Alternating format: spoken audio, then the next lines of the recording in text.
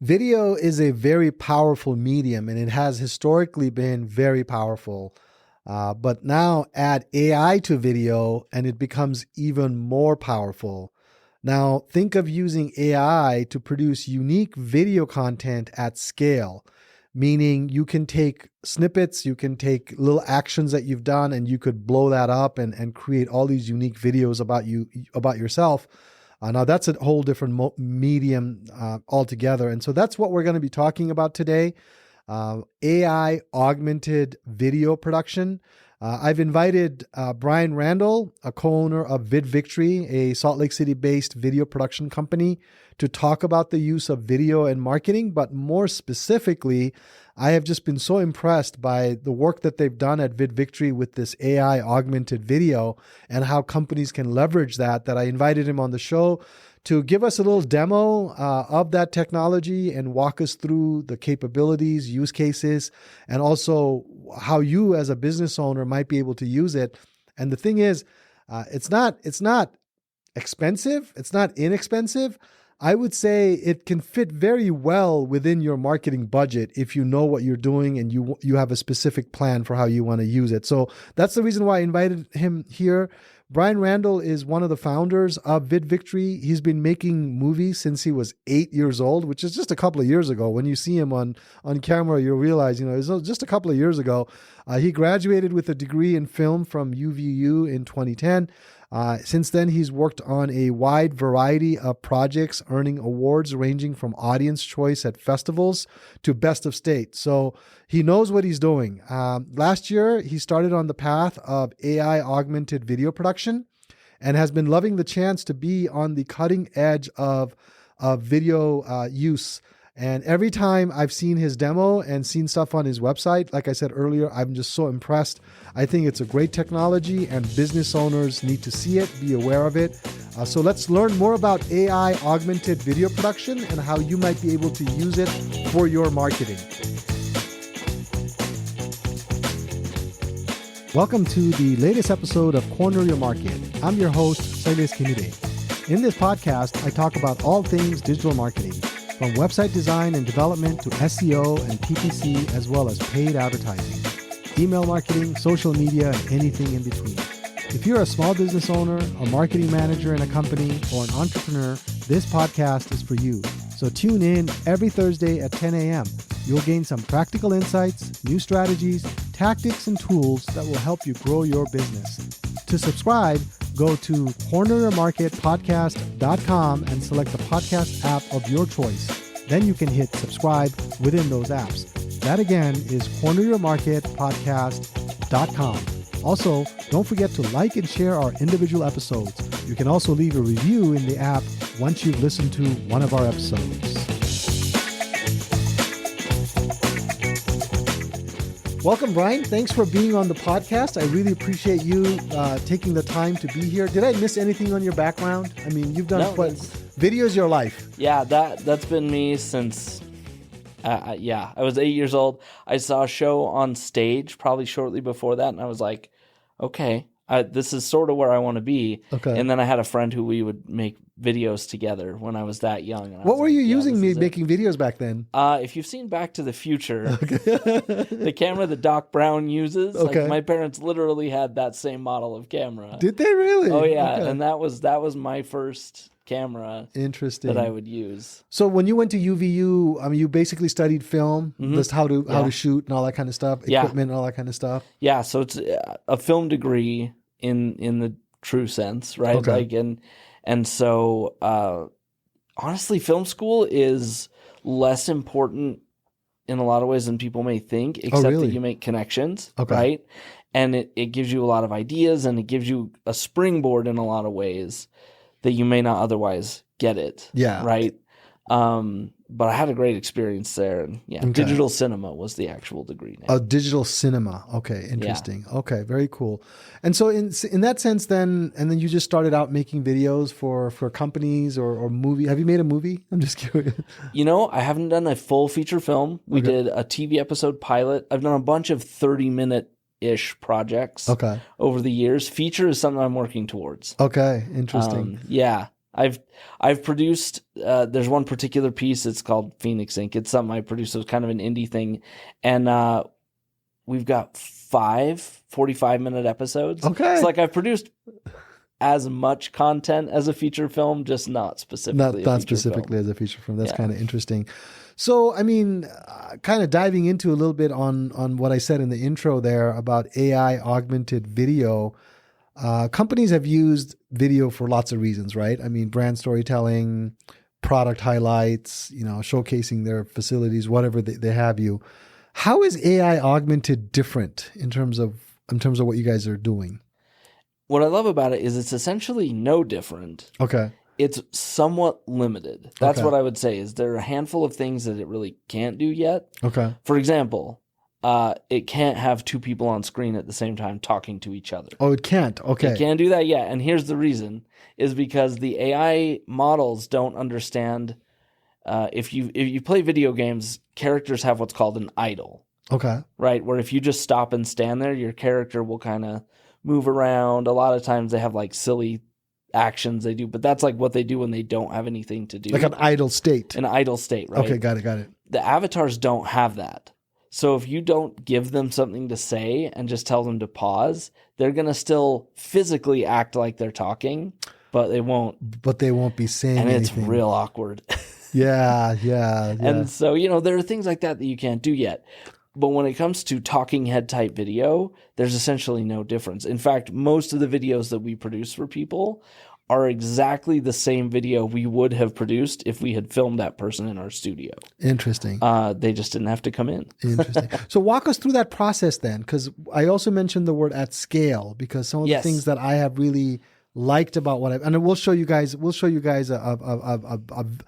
sample of what he's talking about in a little bit. So, but I just want to kind of give a background of the stuff, but talk a little bit about the process of what this is and how it goes and how it's beneficial at scale. That's the word that I really like.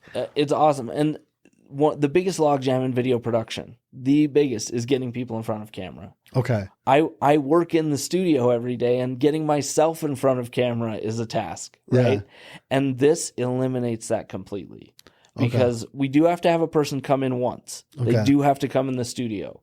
And that's because there's a whole proprietary process we've developed to make sure that their avatar turns out well. Okay. And so it's not just about having a good camera, which we do. It's not just about having good sound, which we do, good lighting, which we do. It's also about a bunch of little things that they have to do so that the avatar will be convincing. Because we have a certain presence, right, on video. In daily life, we have a presence about ourselves. We have certain mannerisms. We have certain tics, like him or not. We have certain fluctuations in the way in which we say things. Seems like there's a lot there. You're saying just one visit captures that? Yeah, I mean, you'd be amazed. Okay. And we have to usually film, you have to get a straight chunk. You can't edit it together. Okay, got it. So you have to get the person talking for, we say about 2.5 minutes. 2.5 minutes. Although the longer, the better. If you can get up to 3-4 minutes, that's where your avatar gets even better. But at that 2.5 minute mark, it really does get a pretty good idea for how you talk, how you gesture, and there are things that we have you do which aren't always natural for everybody. Like talking with your hands is really important. Right. If you don't talk with your hands and you're just stiff as a board the whole time, it feels very AI. Right. Even if that's how you normally are. People freeze in front of cameras though. How do you get them to be natural? So first of all, we spend a little time with them before we film, just kind of getting comfortable, making sure that they don't feel it's like putting kids on Santa's lap. Okay. If you just set a kid on Santa's lap, they freak out 9 times out of 10. But if you kind of let them get to know the person that's being Santa, right? Like we've done Santa photos a couple times where they like let the kids interact a little bit. Yeah. And then it's not a big deal. So it's kind of a similar thing. Like we spend a little time, they get to know us, we get to know them, we tell them the things, we get comfortable, and then it's not such a big deal. But also when they understand that none of the words they say are actually going to be used. Right. And so they can talk about whatever they want. So do you get them to talk about their most passionate things? Because that's right. So yeah. So we had one guy that came in and we were kind of struggling to find what he should talk about. And then he's like, can I tell you guys all about wine? Wine. Okay. And we were like, you know what? Neither of us drink, but yeah, tell us all about the wine.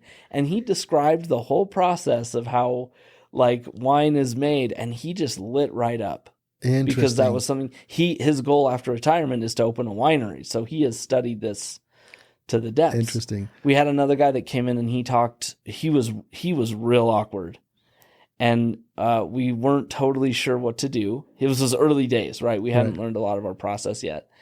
But we had the presence of mind to say, hey, didn't you just get a new car? Mm-hmm. And then we started recording and he just lit the place up. He talked about all the modifications he'd made and the color and how he felt when he was driving it, and all that awkwardness melted away. And then you capture that on video, right? So that gives you like a 2.5 minute, maybe 3 minute sample of that person. And then you put that into your AI engine. Is that what it is? Yep. And then you can feed whatever copy you want that person to say into the AI engine, and then the avatar starts to speak like you in front. That's quite amazing. It's really cool. The biggest thing I think that people don't understand, this is kind of behind the curtain stuff as far as what people see, is we actually spend a lot of time shaping the words. Okay. So we've put it in there and it comes out sounding very robotic and AI, and it's not very good, right? It's just very flat and monotone. And so we have to go through and add emphasis and we have to change the punctuation that it speaks it the way that they would speak it. You still have to do that manually? Yeah. Oh, really? Okay. Because there are some avatars that actually come out pretty good right out of the gate. But I would say more than half of the avatars that we film, they still need a little, the AI just needs a little help understanding how to phrase and so forth. And so, there's a little time, not a ton, but there's a little time that goes into that of just shaping it. And there are times, we had a guy, he was selling an omega-3 fatty acid called lysophosphatidylcholine. Oh, wow, that's a mouthful. Trying to get it to say that and say it consistently was really difficult. And so it would say lysophosphatidylcholine or choline. That was choline, interesting. But it had to be choline, right? So that brings up a good question on pronouncing different things that so when you write your content that you want your avatar to say, do you have to keep that in mind then? No, so far we've been able to overcome any challenge. Sometimes we have to write phonetically, sometimes. And nowadays there's actually a feature where we can speak directly to the AI and it will be able to just take the way we're saying it and lay the other person's voice on it. Interesting. If that makes sense. I have a little bit of experience with that because Google has this Google transliteration tool. Okay. Which it's not relevant for people that don't have multiple languages, because I like to type certain things to my family in Nepal in Nepalese, but typing in a Nepali keyboard I never learned.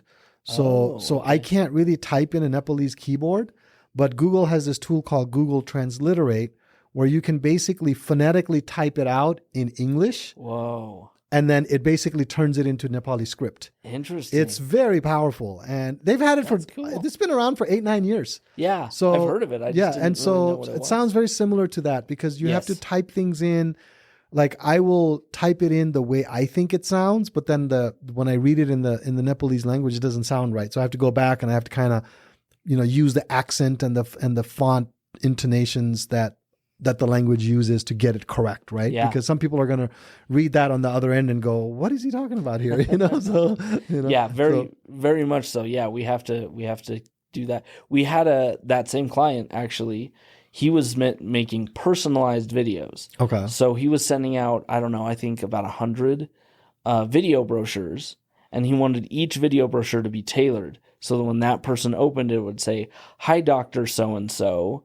It's so great to see you again. It's been a long time since we worked together. Hope your clinic, such and such, is doing well." Okay. Right? Every one of them had a personalized opening. Well, and you may appreciate this, the majority of those doctors in the area he was in were from India and the regions over there, and so their last names were very difficult to say. Not what the AI first jumped to. I was gonna say, yeah. And so we had to go through and like tweak it so that it said the name correctly. Well, I mean, even like Siri, I mean, when you say a name, if you have somebody's name in your contact folder, that's not, and you say call so and so, it says, did you mean so and so? It's like, no, come on, man. I mean, you should know. I call this person every day, all the time. So, yeah. So yeah, pronunciation so far has not been a problem, but it does sometimes require some work. How about the setup? Like, so does the avatar, can you get them in different clothes? Can you get them with a different haircut? Can you get my gray out? You know what? We get a lot of questions about that. And the truth is you're going to look the way you look. Okay. Oh, the way you were recorded that day? The way you recorded that day, that's how you're going to look. We tell people, ask us, well, can you make me taller, skinnier, more hair, less hair? And we always say, for me, it's just the hair, man. Dude, can you just fix the hair just so I can look 10 years younger? And we always say, what's your budget? Oh, okay. Got it. You saw what they did with Captain America. With enough money, you can do anything. But no, practically speaking, you're going to look the way you look when you come in. And technically, the capability exists to change the clothes after the fact. Okay. That sounds hard. It's not hard. It just doesn't look good. Okay, got it. Because you'll have the person who's lit one way and the clothes are lit completely differently. Right. And it's not... People will instantly know. It'll look more like an Instagram filter than a real change of clothes. Right? So do you recommend people do maybe 5 or 10 men recording, change shirts or something like that? And what we're doing is we typically with our new setup, because we just have been adjusting the model recently to make more sense for what people need. And we've discovered most people want to have a couple avatars. Okay. And so depending on what you want to do price-wise, we can do 2 to 3. Okay. And then we can do as many as you want, but most people don't need more than that. Okay, got it. And so, we had one client, and he wanted to have a suit in this one, and just a jacket, no tie in this one. And then we actually did a Santa one for him. Oh, really? Which we haven't used yet, but that'll happen this Christmas because he's one of our regulars. Interesting. And so, And then are they so obviously, can you make them sit down, walk around? You can make them do that? Okay. Yes. The walking is one we don't do a lot with because every time you walk, you're going to walk the same loop. Oh, okay. Got it. Right? So it sounds like it looks like AI now.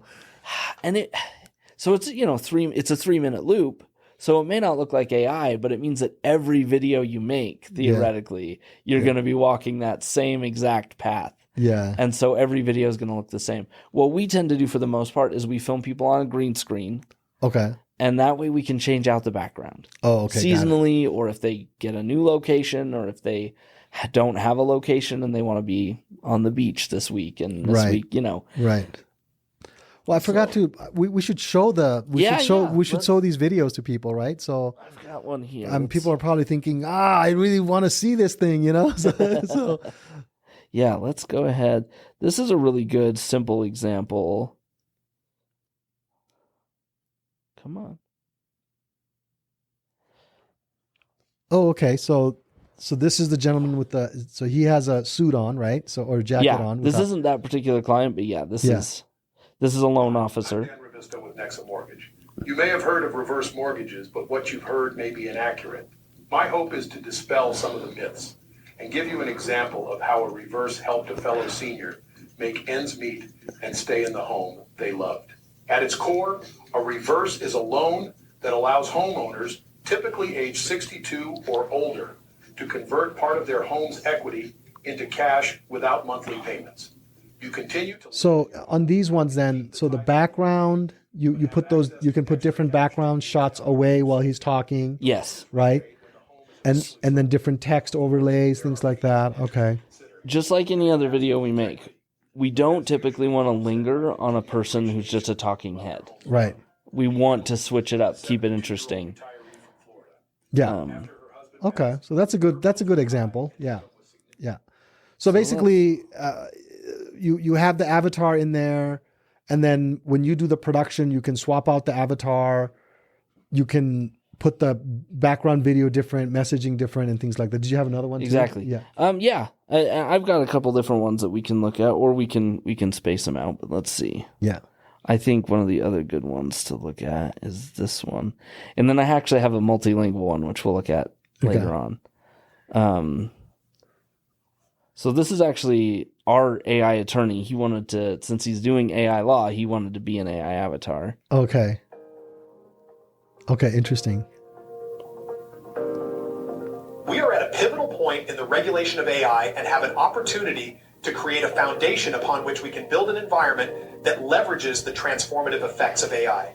Together, we can create an environment of experimentation and entrepreneurship and establish sound rules for its safe, effective, and fair use.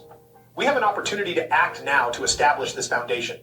In order to be most effective, we need a coordinated effort among policymakers, academia, business, and human rights advocates. Okay. So we'll pause it there, but that's a pretty good look at a use case. He just, this is his world that he lives in, and we've made a bunch of videos for him since. So basically he says, okay, Brian, I've got this new, new thing that I want to send out to this other, let's say, digital marketing conference, and I want to send them a video. This is what I want to say. He sends it over to you. You put that into the engine. You've got the avatar already. And then it just basically produces a whole new video, just like the one we saw, but completely different for that new content piece that he just sent Exactly. you. Okay. And we still put in the B-roll. We still put in the text, right? We're at a place where AI can theoretically do that. But if you watch videos where AI does everything, you can tell that it's AI. It's, even if they're technically doing a good job, like even if the B-roll does kind of match what they're talking about, there's not the same emotional impact. Okay, right? Got it. You're not really getting the true benefit of video. So you still need some human intervention there. Exactly. The creativity and things like that. So let's talk a little bit about use cases then for our audience. Mm-hmm. I mean, our audience are obviously business owners, and they're wanting to leverage this technology for, how do you see, what are some ideas for them to consider? Like, what are some things that they could use this for? Yeah, a handful of really good ones that we've had recently. I mean, you've got announcements when you've got something big that's happened for your company, whether that's you won an award or, some of the really cool thing that's just happened. You just got a new certification. Great. Get that out there. Website videos. And this works well, especially if you want regular video from like your CEO. Getting a CEO to come and record is you just can't schedule it. It's difficult, right? And so if we can get the CEO in for a 45-minute session, that's all it takes. Typically from start to finish. 4 to 5 minute session. 45. 45, okay. So they come in the studio, we talk them through the process, fill out the paperwork. There's just like legal paperwork, nothing fancy.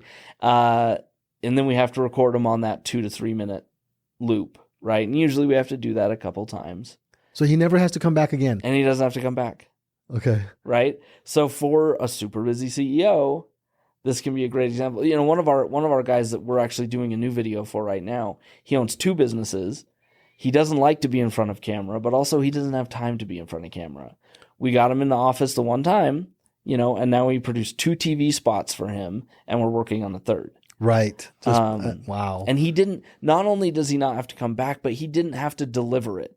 Right. Because that's the other piece, is you get these busy CEOs and, you can have them read off a teleprompter. Yeah. Maybe it'll be good. How does Google, like, I'm thinking more like for marketing, even for like a company that has a lot of blog posts, right? Yes. So they've written all these blog posts over the years and they want to convert that to video. Now that's a very daunting task, but if we can maybe get a sample avatar for them, and then maybe we take out the 10, 15 blog posts that have really done well over the years, and then we just feed that to the AI engine, then boom, you got a video for that blog post, right? That's literally another one of our offerings. Yeah. Okay. Is blog to video. Blog to video. Okay. Which is amazing. And typically we don't. Man, I got to do that, Brian. I mean, let's talk. It's so great, right? Because it's something you can share so much more easily. People don't like to read anymore. No, they don't read. The big function of a blog, honestly, is discoverability. Exactly. Right? A lot of the time. So it's still important to blog. Yeah. And there will be people who will read it, but there are so many people who, if they can watch a video to get the information, they will. I'm shocked at some of these reports I'm reading about how graduate students and undergraduate students at elite universities have not read have not sat down and read a book from cover to cover. Wow. It's, I believe it. I mean, the freshman and sophomore classes right now, I just saw this on Twitter. I mean, so take it for what it's worth. I'm not trying to spread any misinformation to anybody. So, but what I'm saying is that you're right. People don't like to read anymore. Everything is visual, right? So you have to figure out a way to get your content to be visual. And this is a great way to do that.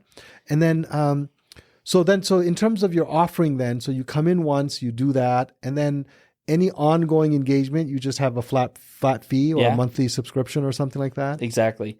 We have, little bundles where you can buy and say, hey, you know what? I know I'm going to want 5 videos a month, or I'm going to want, we have a few different package options. Okay. So based on what somebody needs, because some people need short form content for social media. Some people need YouTube videos and LinkedIn thought leadership posts. And some people have these long trainings and things that they want to convert.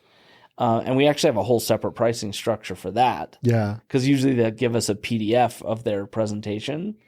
And that makes our life a whole lot easier. So how does this is so fascinating, because how does this play into the legality of it? Like, can you, I guess since you wrote it, you technically said that, right? So it's your stuff. Right. So, yeah, I'm curious. So a couple of things. Number one, I look at it very much the same as if somebody came in and said this with a teleprompter. Oh, right? Okay, got it. Because they wrote the content and we won't produce it without their written consent. Okay. That says, yeah, go ahead. Right. That's really important to us. We don't want to be producing anything in secret. Because you have my avatar now. Right. So you could put anything to my mouth and put it on the website and call me a neo-Nazi or something like that. So this is another really important piece, actually. This is part of the reason we use the service that we do. They won't allow hate speech. Okay. They won't allow political speech. Okay. Like, we actually had a guy who wanted to run for local office. And, a small-time office, not even like a county big commissioner tax office in Dane County somewhere. Something pretty Davis small. County. And we ran his script through. We told him ahead of time. We said, look, it doesn't like political stuff. Send us your script and we'll see before we charge anything. And it rejected it instantly. And it was a very middle of the road, like, it was not inflammatory, but it was political in nature. Interesting. Healthcare for all. You really can't get away with much. We did a video for a politician, but it was all very just like educational. Okay. It wasn't, I am so-and-so and I approve this message, So anyway, so you can't do hate speech, politics, even like rough language. Oh, really? It will block. If you're doing something of a sexual nature, they will manually look it over to see if it's like sex education versus just crass content, right? I mean, they are very... Wow. So you can't be producing OnlyFans videos or anything like that. Right. And I can't make you, like, even if I decided to go rogue, I can't make you say a bunch of hateful things. Okay, got it. I love that. Okay, that's wonderful. But there's also a consent piece, and this is really important as well. Somebody comes in, and this is part of our initial 45 minutes. We film it, then while Tom will chat with them and kind of talk to them about next steps. I'll go and make the avatar, upload it to the server, and then we have to have them come and give their consent. I have to do a video and audio recording of their face and voice, and there's a security code unique to each session. Okay. And so if you wanted to there are ways that you can do deep fakes of politicians and stuff. This isn't one of them. Okay, got it. And even it's serious enough that we actually had, I don't know if you know who Thurl Bailey is. He's a former jazz player. He's a really well-liked personality locally, and he does sports stuff. Anyway, so we had him come in. And he did the consent piece, and then he left. And the server was like, oops, celebrity face detected. We can't make this avatar. Really? And we had to get on with support and be like, hey, this is him. He came in. We have his permission. And like, we had to spend some time with the customer support team to get that approved. Like, that's how seriously they understand the dangers of what they do. Yeah. And they have taken, I think, very excellent steps to preventing misuse. That's comforting to know, because I'm more of an optimist. I'm like, even when the internet came out, this is such a beautiful thing. Now I'm like, wait a minute, this could be really evil, So I'm very like, this when I saw your guys' demo last couple of months ago, or whenever I saw it, I was like, this is so cool. I could see so many. I was only thinking positive, and then as I was thinking over the last couple of days, I was like, man, this could really be misused. Yeah. You guys now have my avatar. You guys now have my consent to use it. I don't know which server it's being served on. Is it being used in China? Is China now using my face for detecting me? Because I'm flying through China next month, And actually, that's another important thing is there's a box that we can check or uncheck that's like, I give, HeyGen is the company. I give HeyGen permission to use my avatar as a training model. Oh, okay. Right. And we don't give that permission. So the service isn't even using your avatar. Like, we don't use it, any at all without your consent, and neither do they. Okay, got it. Which I really dig. Yeah. Like, for example, we made a promotional video for us using a bunch of the avatars. We got the written consent of each of them. That we sent them the script. We said, hey, you might say a portion of this script. Is that okay with you? And every one of them said yes, except one guy, he didn't answer, so we didn't use his avatar. Okay, that's good to know. Yeah. Well, I like the boundaries that you have placed in there. I think the potential is really high for people. Now, does YouTube give you a negative? Is there like any indication? You know how they don't like AI-generated blog posts? Do they like AI-generated video? So, a couple of things about that. Number one is currently YouTube, you self-select whether you want to identify that the content is AI produced. Okay, got it. That's on the back end. And it's not really dinging people currently. Okay. But the other great thing is our videos are very unlikely to be detected by AI detectors. Okay. Because it doesn't look like AI. That's the whole point of AI. Exactly. And we use sufficient B-roll and all these other pieces so that what you put out there just feels like a nicely produced video. Because that's where, in my opinion, that's where AI video really falls flat right now. Mm-hmm. Right now, most AI video is like, oh, look, puppies who are astronauts. It's really fun, but nobody's fooled. Yeah, right? Yeah. And our purpose isn't to fool people. Our purpose is just to make good videos that don't ring off, don't set the AI alarm ringing. Yeah. So that people can just pay attention to the content. Interesting. And that's what it's all about. So if you self-select and say it's AI video, what does that do to you on YouTube? Currently nothing. Okay. I foresee, and I'm surprised that hasn't happened yet. Anytime now, I think the hammer's going to drop where it's going to be every video has to identify whether it's AI or not. Got it. Like currently you can just not select an option, but I like I said, anytime I think it's going to be where you have to say yes or no. And obviously in your case, we would have to say AI, right? When we upload it. I think we would choose to because again, our goal is not deception. Yeah. However, you're going to have to tick that box no matter how much of your video is AI produced. I was going to say, I mean, that's a very vague term now, right? Yeah. Even if a lot of stuff might be AI, but the content is original, right? Exactly. It's not like, you're just saving labor. So I think they're going to try to, Google's not stupid on these things, Right. So they're going to kind of figure that out a little bit. So yeah, I'm optimistic about the approach I'm glad that early on they added the thing about self-selecting whether you're like, that said good things to me. Yeah. That they were already starting the process of preparing their creators to do that. To do that. So that's kind of cool. And so I'm assuming any company can use this, right? So how do they get a hold of you? I mean, how do they get a hold of you? Where do they go to learn more about you and all that kind of stuff? Yeah. So our website is vidvictory.com. vidvictory.com/AI will take you directly to our AI page. You can see lots of examples. Contact info. I'd love it if you want to add me on LinkedIn, Brian Randall, or you can email me, brian@vidvictory.com. We don't make it hard. Yeah. And I'll drop all these in my show notes too. Awesome, so everybody, so if you didn't catch that as you're watching or listening, go to the podcast page and then you'll see the show notes and then you can just kind of follow there to learn more about VidVictory. So wow, this really was helpful, Brian. Thank you so much for educating us on this. I really enjoyed learning about it. I mean, I had learned, but I feel like every time I sit down with you or Tom Tom's your business partner, right? Yeah. So every time I sit down with you guys, I always learn a lot about this technology, and I am excited to see how I might be able to use it in the future. Because I mean, from what Tom told me, to be honest with you, the first time you guys showed it in that demo, I was like, wow, I don't know if I have the budget for this. But now when I was talking to him, I was like, oh, I think I could work that into my marketing budget for the next 6 to 8 months. Let's see how we can do. So it's really not unreasonable is what I'm trying to say. If you're going to do any kind of marketing, it's going to cost money.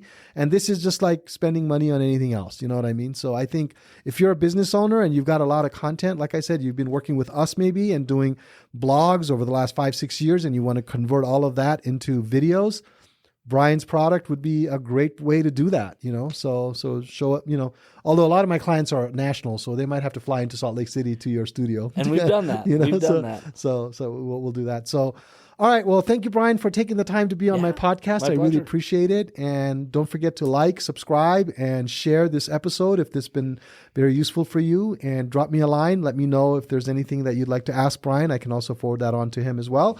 Or if you have any feedback or comments on the podcast episode, let me know. Otherwise, we'll catch you guys all later.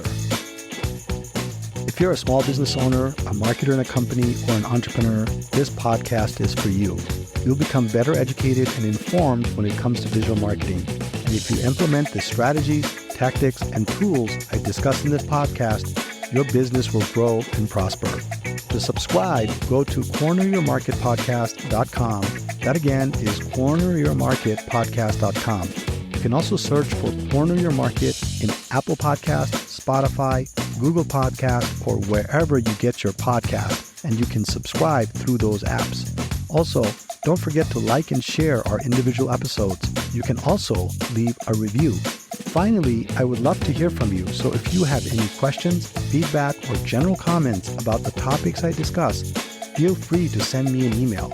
I will be sure to share and discuss your feedback on the air if it will benefit our listening audience. You can write to me at connect@corneryourmarketpodcast.com. Just put listener comment in the subject line. That email again is connect@corneryourmarketpodcast.com. Thanks for listening. I look forward to being back next week. Until then, be good and do good.